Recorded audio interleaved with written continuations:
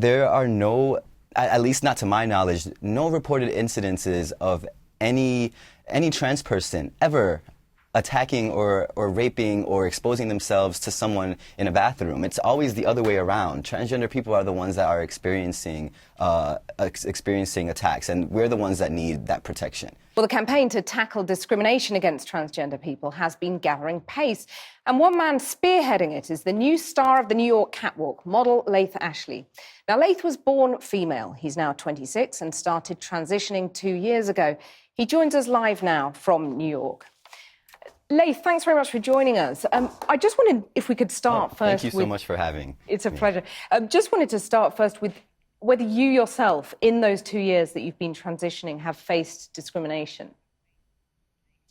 I personally have not. I know that I've read countless comments from people that follow me on social media and friends of mine as well that are active in seeking, or helping with transgender rights and are activists in the community. And they've told me that, in a sense, I do have some sort of privilege. One, I've gained some male privilege, and although I am a person of color, I am fair skinned, and I adhere to society's standard of aesthetic beauty, in a sense. And for that reason, I have not necessarily faced much discrimination, at least not living as a man.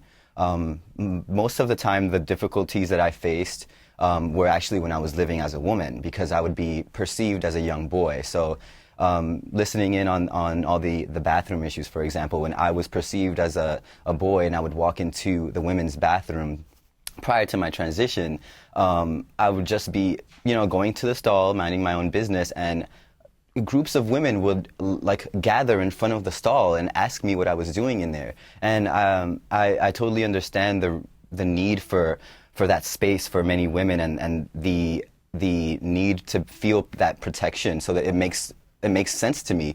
However, not allowing someone or respecting someone's gender identity and using all sorts of, like a lot of these people that are passing this legislation, they probably have never ever encountered or had a conversation with a transgender person. And the people that are really facing most difficulties are transgender women. It's more so the women, not the men.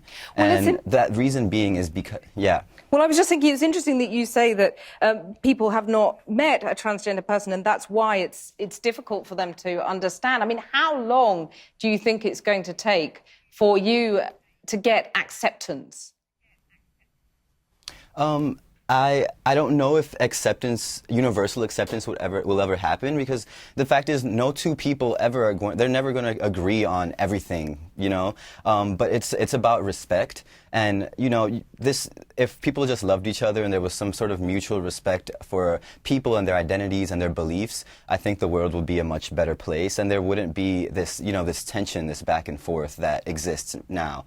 It is great that there's visibility on the topic and more people are starting to discuss that, and they're becoming more aware of what trans is, because, up until maybe a couple years ago, I'm sure even now, a majority of people probably never heard of trans or didn't know what it was. And in their minds, someone transgender was simply more so a man wearing a dress. And that idea, I think, is what scares people when it comes to the bathroom, because especially in the women's bathroom, people are assuming that a man dressed as a woman is going to walk in and expose themselves or attack and rape. And the fact is, there are no, at least not to my knowledge, no reported incidences of any trans person ever attacking or raping or exposing themselves to someone in a bathroom. It's always the other way around. Transgender people are the ones that are experiencing attacks, and we're the ones that need that protection.